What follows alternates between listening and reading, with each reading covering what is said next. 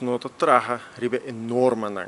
Esse é o problema. Nós trabalhamos manejo que o full aspecto de meio ambiente e full aspecto de manejo de desperdício. Nós notamos e como consequência, não pode um controle tampouco. Então, se você não tem norma, não tem nada para controlar. Ora, você tem norma e ora você tem algo para controlar. Então, o resultado está que você corre banda de Bubali Place, você corre banda de Hotel Area, você corre banda de Parquita em Boss, ou você vai mais direção de Seritaishi, e mais caminha na rua, que é rolo, te mata. Essa é a realidade.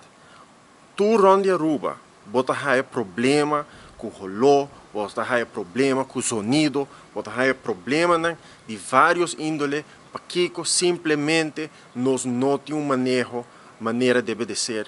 Nós não temos enorme maneira de ser. E dinheiro, se nós temos norma internacional, não, nós mesmo translate para nossa situação aqui na Aruba e não somente translate, também convertir em parte de controle de aqui. Se você não faz isso, nada não cambia. Se você não tem bem manejo, que o todo aspecto, você segue com o trabalho de lápis, você segue com o trabalho na mochi, maneira nós também para fazer para anos e anos e anos.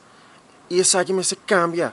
Tem uma melhor maneira para nós solucionar o problema aqui. Bang fazer. Pensa no problema, analisar o que é a causa do problema e vamos formular a solução.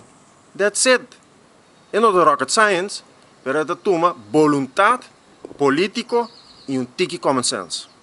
Para bater o pecho que vai pôr algo de agenda, great, mas vamos aqui a realidade. Por exemplo, a questão de fazer a natureza de uma personalidade jurídica na natureza. Não olvidar a natureza para assumir que gente vai defender a natureza papia no nome de natureza. Mas o maior está papia no nome de suyo, que ainda vai papia no nome de pajarito na Greg Peterson. Esse é o qual está planeando. E agora não sabe preciso onde vai com o manejo. Pois esse é o qual não sabe dia ministro aqui. Que se você bem com o manejo, que está realmente para full aspecto de meio ambiente, na maneira deve ser, e agora eu me aplaudi. Mas sei simplesmente não é a realidade. É um manejo na mochi, e esse é o qual nós vamos todo dia.